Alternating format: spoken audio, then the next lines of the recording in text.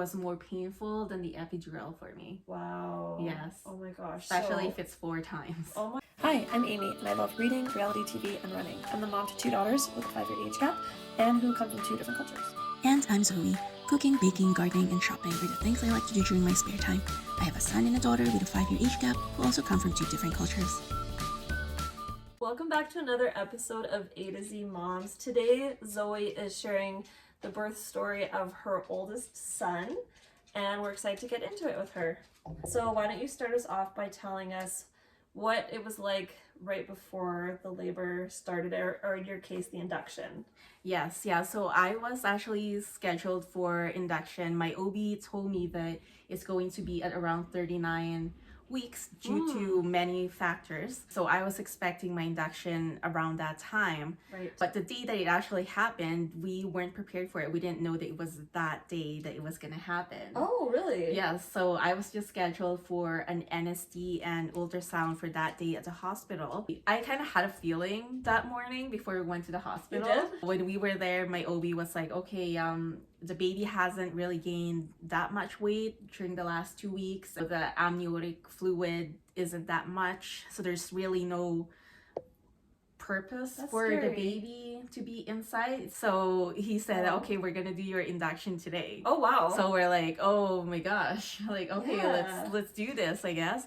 So they quickly wheeled me into a room, and my husband had to go home and pack a few things, get my dog to someone's house so that he's not by himself when we're at the hospital. It's always so hard to pre-plan those things, right? Like they say, line up somebody to take care of your pets, line up someone to take care of your other children, but when it happens, it all kind of happens so quickly. Right. You know what to do, but to actually be doing it at a time and day that we're not expecting it, it's still a different story. You just can't really be prepared for it. No. Yeah, they started me with IVs at 11, and they used oxytocin for the induction. Because you were already a little bit dilated, yes, right? I was already 2 or 3 centimeters at that point.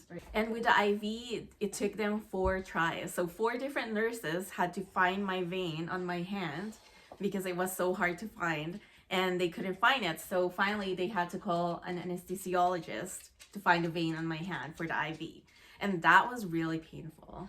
And did you start to feel kind of like faint and flushed almost every time they Yes, tried? like it felt like it was through my bones every time they stick the needle. It was more painful than the epidural for me. Wow. Yes. Oh my gosh. Especially if it's 4 times. Oh my gosh. So what started happening then around like that 3 o'clock mark? So you had the IV in, you had the oxytocin, things were kind of moving along but slower, and then what happened next? The anesthesiologist came in for the epidural at that point. So for me, the epidural felt like a needle's being stuck in your bone, but it was only for a few seconds. Okay. Then after that, it just felt like pressure.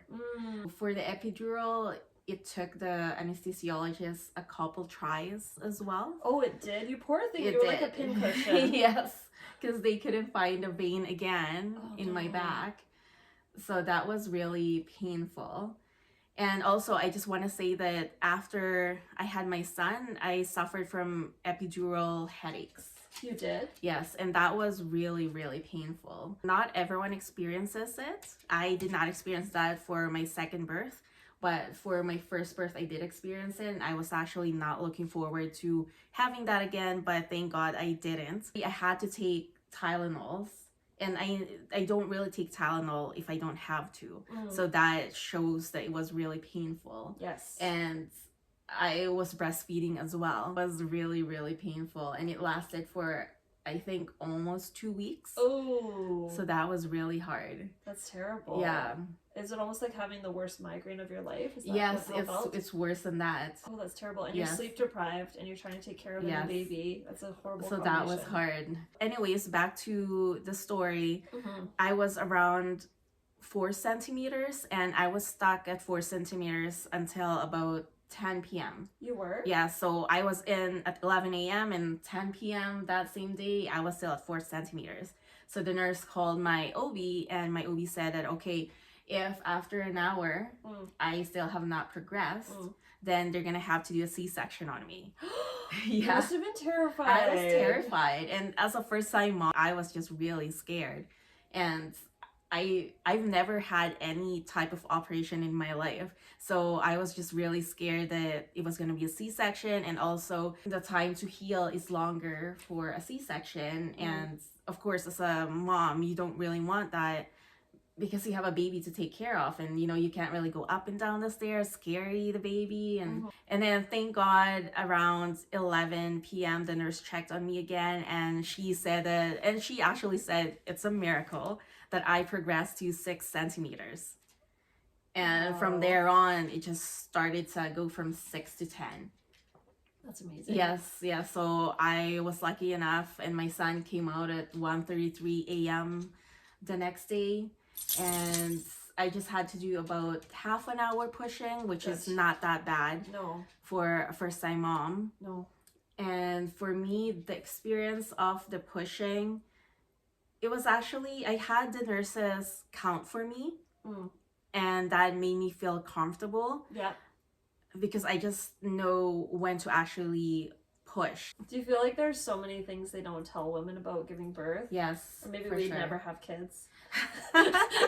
No, just kidding. We'd do it all over again. We love our babies, but like there's so many things that can happen. And yes, everyone's I experience totally is so different. agree. And on that note, I want to share as well that nobody has told me this, and this isn't in any book as well. Yeah. That when you're dilated, I don't know if it's maybe 8, 10 or whatever it is, but your whole body just starts shaking. Did you experience that? I did with one of the deliveries, I think with my youngest. Yeah, like your whole body is just shaking, and I was not prepared for that. I didn't know what was going on, and the nurse said that, you know, just don't fight it. It's part of the process. Just breathe through it, and that helped me.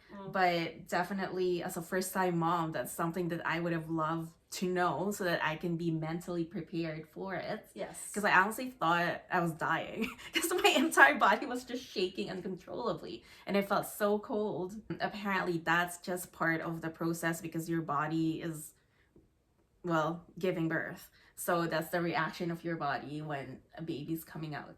I think there's something about labor too that it helps prepare you for motherhood as a whole, that you learn to expect the unexpected, roll with whatever's happening. Like, it's amazing how that process actually reflects your experience of becoming a mother, like physically but also mentally. Yes, exactly. It's a big leap. It is. And then it took me about half an hour of pushing for my son, which is not too bad for a first-time mom. And he came out without any problems. I also did not have a tear. He was tiny, so that helped a lot for sure. It did. Well, I'm glad everything worked out. There was definitely some twists and turns in your birth story, but your son's amazing. He's healthy and thriving. He is. And everything went great, you know. Yes, thereafter. and I also want to add that I never experienced Braxton Hicks.